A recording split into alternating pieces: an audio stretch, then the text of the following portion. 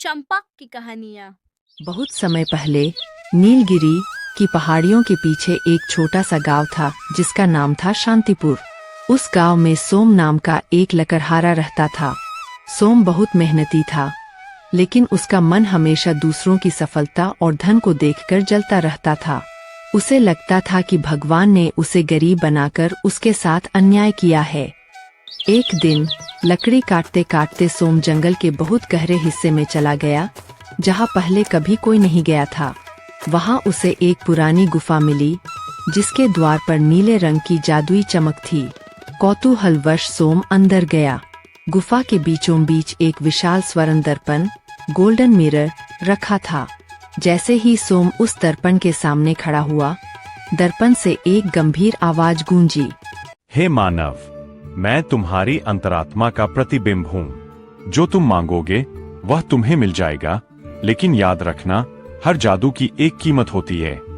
सोम ने बिना सोचे समझे कहा, मुझे गांव का सबसे अमीर व्यक्ति बना दो और मेरी कुल्हाड़ी सोने की कर दो। क्षण भर में उसकी पुरानी लोहे की कुल्हाड़ी भारी सोने में बदल गई और जब वह गांव लौटा तो उसने देखा कि उसकी झोपड़ी एक आलीशान महल बन चुकी थी।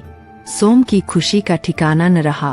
अब उसे लकड़ी काटने की जरूरत नहीं थी, लेकिन जैसे जैसे धन बढ़ा, सोम का व्यवहार बदलने लगा।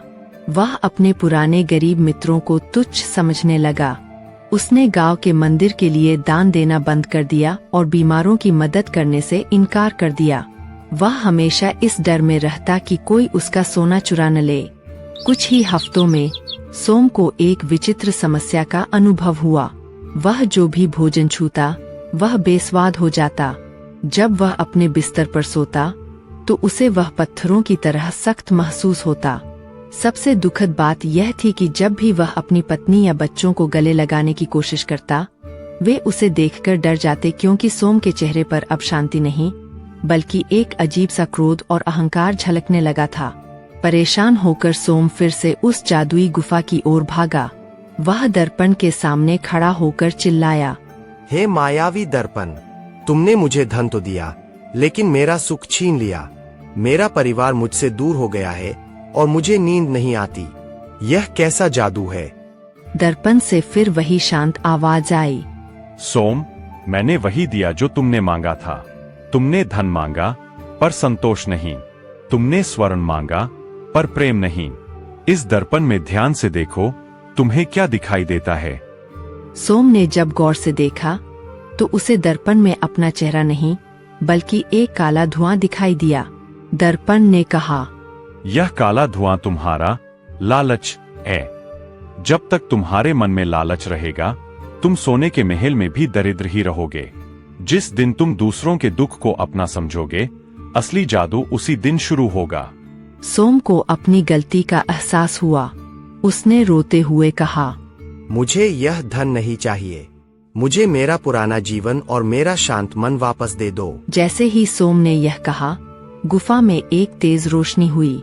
जब उसकी आंखें खुली तो वह उसी जंगल के पेड़ के नीचे लेटा था। उसके हाथ में वही पुरानी लोहे की कुल्हाड़ी थी। वह भागा भागा गांव गया। वहाँ कोई महल नहीं था, बस उसकी वही छोटी सी प्यारी झोपड़ी थी।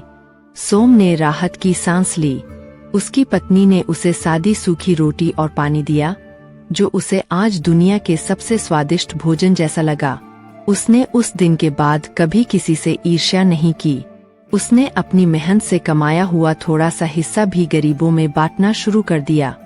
इस कहानी से हमें यह सीख मिलती है कि धन से आप बिस्तर खरीद सकते हैं और नींद नहीं, भोजन खरीद सकते हैं पर भूख नहीं, और साथी खरीद सकते हैं पर सच्चा प्रेम नहीं। अगर ये कहानी आपको अच्छी लगी हो तो इस चैनल को सब्सक्राइब और लाइक करना ना भूले, ताकि नई कहानी आए तो आपको पता चल सके।